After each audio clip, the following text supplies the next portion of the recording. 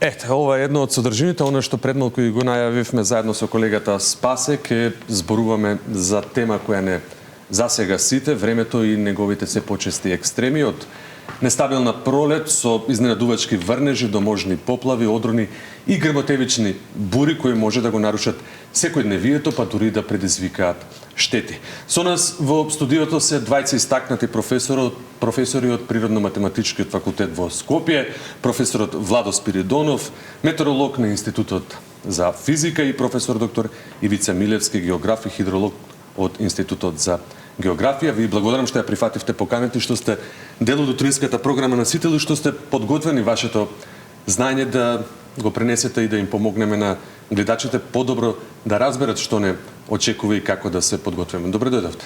Добро. Благодариме за поканата.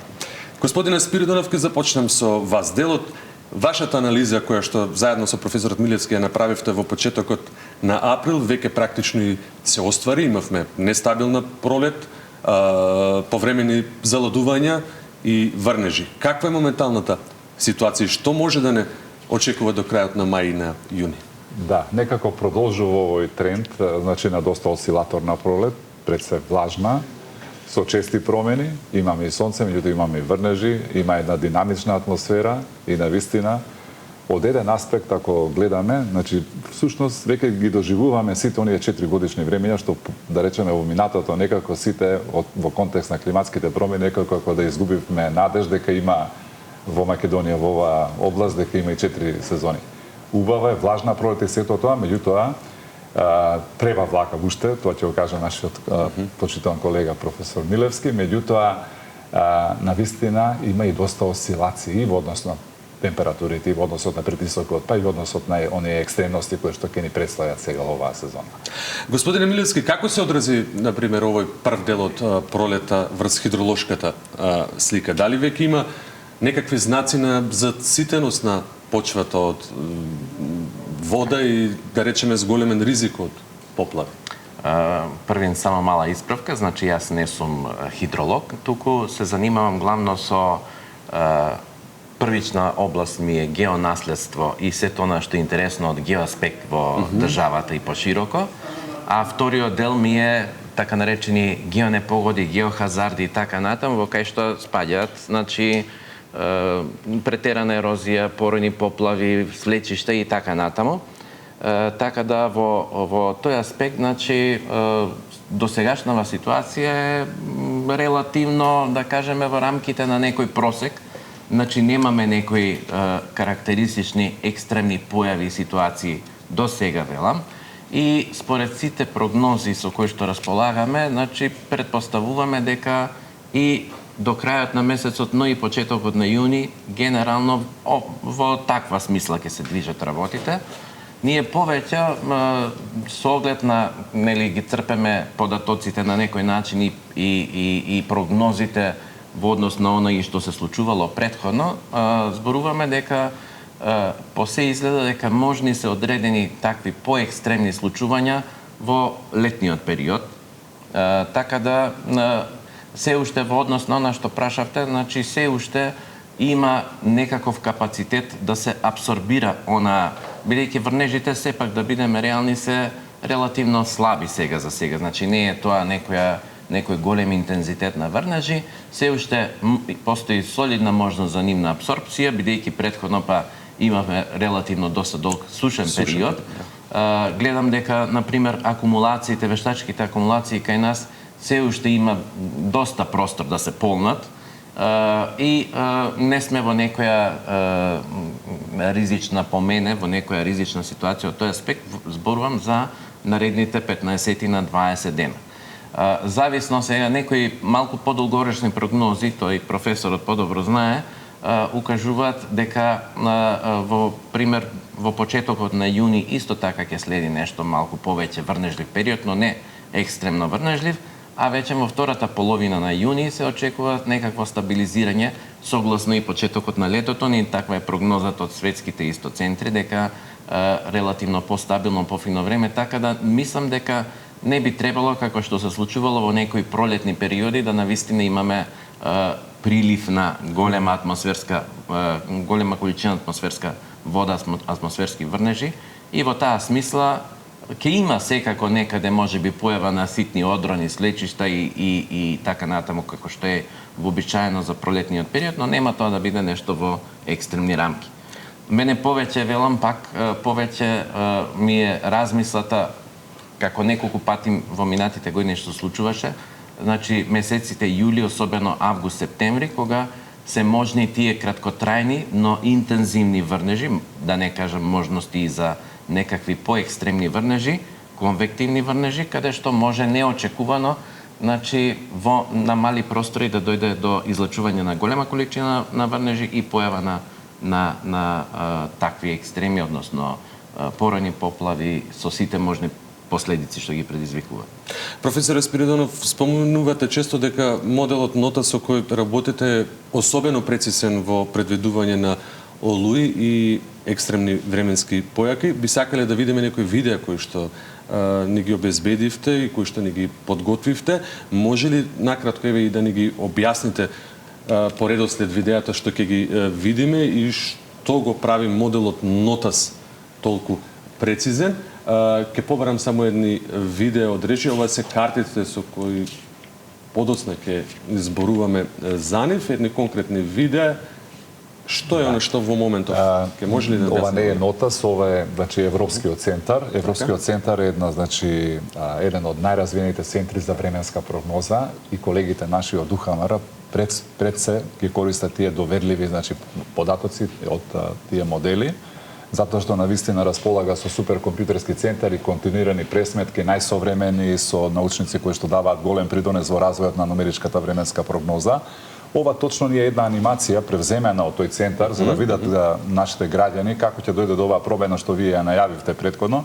Гледате како се менува тоа геопотенцијално поле на притисокот постепено за викендот, ќе се спушти поладен воздух, ќе се едноставно ќе се формира во вид на една долина во која што тој поладен воздух ќе го деформира и тоа геопотенцијално поле, ќе се формира циклонска циркулација и нашата подрачје ќе биде во една позиција на југозападно струјење на висина кога ќе се врши транспорт на влажен воздух. И затоа тоа вие што го најавите претходно и воопшто што го најавуваат и што го најави институцијата, навистина предстои врнежлив период и нестабилен во текот на викендот со пообилни врнежи, така да почекаме. Тоа се проценките на Европскиот центар. Може ли да ги видиме речи и останатите видео прикази? Ова веќе ова е исто така од Европскиот центар, меѓутоа гледате како појасот со врнежи како ќе се преместува. Сега, значи денеска нешто локално и така натаму, меѓутоа гледате оној фронтален бран што ќе се создаде влажен со потемни бои, плаво, кај што има виолетово, дури поинтензивни врнежи на секој 6 часови,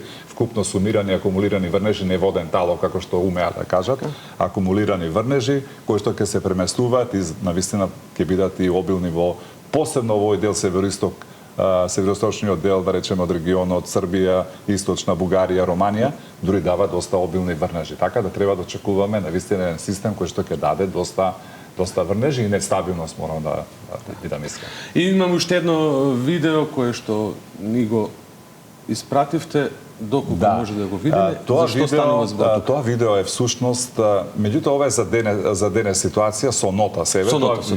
Затоа ми беше и прашањето дека први Нотас сакавме да го видиме. Нотас е алатка, една досетлива алатка која што всушност е алгоритам, меѓутоа за да дојдеме ние до овие резултати, односно до часовни алерти за невреме, ајде да го кажам тој збор невреме, иако не умеам многу го експлоатираме тој збор, сите, да речеме, медиуми, сите институции, сите портали, само невреме, меѓутоа некојаш и премногу се нагласува тоа невреме, па граѓаните се на некој начин ќе нема невреме, па каде е невремето и така. Треба да бидеме поумерени и досетливи, да се довериме на науката, што кажува, нормално на институциите, што се компетентни. Меѓутоа, да се вратам конкретно на ова. Со различни бои се прикажани различни потенцијални алерти за нестабилност. Кога ќе видите вие зелена боја, тоа значи дека тоа е многу маргинален некој ризик. Понатаму жолтата дава слаб некој ризик, веќе ако видите портокалова боја, значи во односот на Македонија, дава повисок ризик за текот на денешниот. За денеска. Гледаме дека преовладува денеска убав сончев ден со така ќе има повремени, да речеме, и периоди со облачност, меѓутоа во главно преовладува овој слаб ризик од невреме, слаб ризик од неповолни временски влијанија во текот на денешниот ден и повисоки температури, бидејќи логично е пред да најде тој систем што го видовме пред малку од Рускиот центар, тоа е како синусоида, имаме транспорт на топол воздух, па имаме висока, значи амплитуда, имаме температура дури некаде 28 степени, ја не ги знам, точно не се бавам со температури.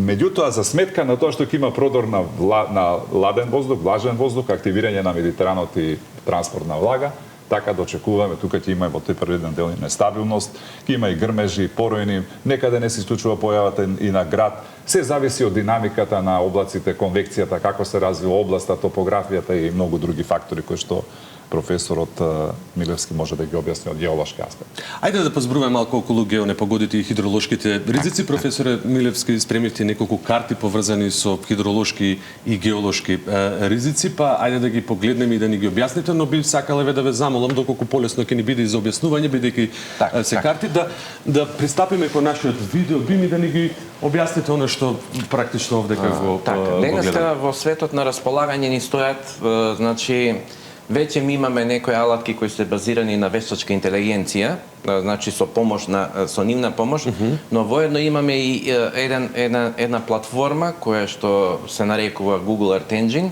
која што е ставена фактички од илјадници процесори, многу брзо врши пресметки одредени, што ни е многу потребно. И овдека имаме еден така наречен Flash Flood Potential Index, односно потенцијал за појава на поројни поплави, на подрачјето, пример, конкретно на Македонија. Сето она што е со црвена боја, таму има навистина голем потенцијал доколку се јават интензивни врнежи, да се појават и силни поплави. Ова е, велиме, само потенцијал, тоа не значи, во комбинација со врнежите, со интензитетот на врнежите, се добива по-конкретно колку ќе изнесува тоа површинско истекување и колку е можноста за висинско предизвикување или како последица да се јави таква поплава. Овдека е представено така наречено, ние велиме растерски, комбинација на 10 различни фактори кои што придонесуваат за појава на поројни поплави, а се поврзани не со метеоролошкиот дел, туку со каква е топографијата, какви се наклоните, каква е геологијата, почвите какви се, пропустливи, непропустливи, вегетација имаме ли да абсорбира дел од тоа и така натаму, или пак се голини и слично. А следната карта пак е поделена, тука се издвоени, претходната беше, значи овдека се издвоени околу 1200 мали сливни подрачја на наша територија, за да се види кои бидејќи сепак сето тоа е во рамките на мали сливни подрачја. Значи, ние ако ни се јави мала поројна поплава на мал простор, мислам, но сепак што би можела да биде катастрофална, како што беше во Шипковица, например, некаде во овој дел, или како што беше во Скопско. Еве ги покажува Стајковци, еве ги овдека се со навистина интензивна црвена боја означени деловите и тоа е всушност еден просек, една средна вредност поместена на ниво на мали сливни подрачја и ние според бојата овдека можеме да знаеме отприлика кои сливови може да ни бидат навистина опасни и од каде треба, всушност оваа карта би покажувала, но и претходната, на кои подрачја треба да интервенираме, дали со пошумување, дали со различни други мерки, за да колку може се ублажи тој ефект или се превенира, уште пред да дојде до негово настанување.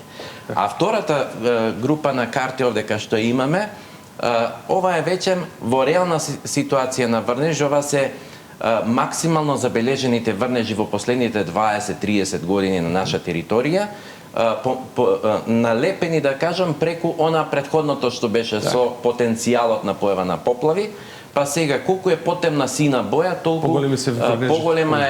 поголеми врнежи, но и поголем потенцијал таму да се јави поплавата. Значи, како што одиме према западниот дел на државата, тука се во милиметри, значи дневни, ова зборуваме за дневни врнежи и дневно од истекување, значи имаме и делови каде што имаме над 60-80 милиметри дневно површинско истекување, кое оди во, значи тоа е навистина веќе кон екстремот се приближува и овдека повторно имаме на ниво на такви 1200 сливни подрачја представено каде што сината боја укажува дека се можни огромни собирања на таа атмосферска вода, што може да ни направи голем проблем. Значи таму каде што имаме многу интензивна сина боја, таму всушност имаме и најголема опасност од појава на поројни врнежи, краткотрајни поројни врнежи, поројни поплави, и токму таму велам треба да се превенира, да се внимава. Ние имаме и модел со професор Спиридонов, го работиме моделот не вака, ова е дадено за долгорочни, да кажеме, потенцијали што се, но имаме и модел каде што како што навлегува некој растер со количина на врнежи, на акумулирани врнежи, така ние добиваме представа кој простор е најмногу засегнат и кој е во најголем ризик. Што треба да. Да, наистина сум изненаден преубавја досетливост и презентација на овие се суштински работи. Токму тоа ние сега во еден амерички часопис поднесовме еден наш заеднички научен труд, се надеваме ќе биде успешен, каде што ги спојуваме овој метеоролошки аспект што велиме во односот на предвидување и алерти од појава на неповолни временски влијанија во Македонија зборуваме, и оној геолошки аспект што ги опиша сите овие елементи, професорот Милевски, вклучувајќи го овој индекс, потенцијален индекс за поплавување, бидејќи не можеме само од метеоролошки аспект да ги гледаме ние тие поплави, посебно Стајковци. Може професорот да ви каже колку успешно, сега мислам, зборуваме од овој агол на минат случај, кој што беше катастрофален, меѓутоа сега науката се развила, не застанала, ние тогаш објавувавме научни трудови во врска со тоа невреме, но точно се детектира, ако верувате, и со НОТАС области, и со оваа наша нова алатка што ја развиваме за Македонија, каде што тие геохазарди, значи, ќе се гледаат од еден мултидисциплинарен аспект и навистина ќе бидат корисни за да имаме навремени предвидување и прецизни алерти и нашите институции понатаму да ги користат, бидејќи всушност тоа е суштината ние во предизвиците кои што ги носат климатските промени, да бидеме поподготвени барем во превентивното делување со овакви информации. Верувајте дека овој систем навистина за кој што наскоро ќе имаме и мобилна апликација, бидејќи има најави од Министерството за животна средина за едноставно да го поддржи тој проект за мобилна апликација, навистина ќе подариме на граѓаните една поголема сигурност да можат сите и оние што се во поле, оние што работат, значи земјоделци, да не гледаат во небото и да се надеваат дали ќе најде некој облачен систем, Туку прецизно да ги добиваат информации, добро? Напротив, ќе си кликне и ќе си има алерти кои што ќе покажуваат во која област потенцијално се навистина најзагрозени, какви се влијанијата. Добро, дали науката е доволно поврзана со институциите? Дали овие карти ќе ги користат и има простор за многу и Центарот за управување со кризи, и за управата за хидрометеоролошки работи? Се обидуваме ние, значи има и од другата страна обиди, значи да направиме сепак нешто, бидејќи едни без други на некој начин не може да функционираме. Значи неопходна е таа поврзаност. Во претходниот период тоа можеби не беше на некое доволно ниво или беше индивидуално, што сепак не е соодветно, но сега се надеваме дека и правиме обиди секакви, значи сето она што го работиме да биде навистина во корист на крајот на кришата на граѓаните и на општеството. Значи не е поента ние да објавуваме само во научни списанија, ако нема соработка и ако тоа практично не се употреби, навистина, бидејќи имавме случај да некои од нашите идеи кои што се публикувани се употребуваат веќе во други држави, но не и кај нас. Така да навистина е малку парадоксално она до кај што стигнуваме и до кај што работиме, понекогаш искрени да бидеме, секогаш се гледа со скепса на нашите научни достигнувања овде во Македонија, а некогаш се доволно и многу Има уште неколку карти, ако може само накусо да ни ги објасните, ќе ги замолам колегите од режија да ни ги пуштат.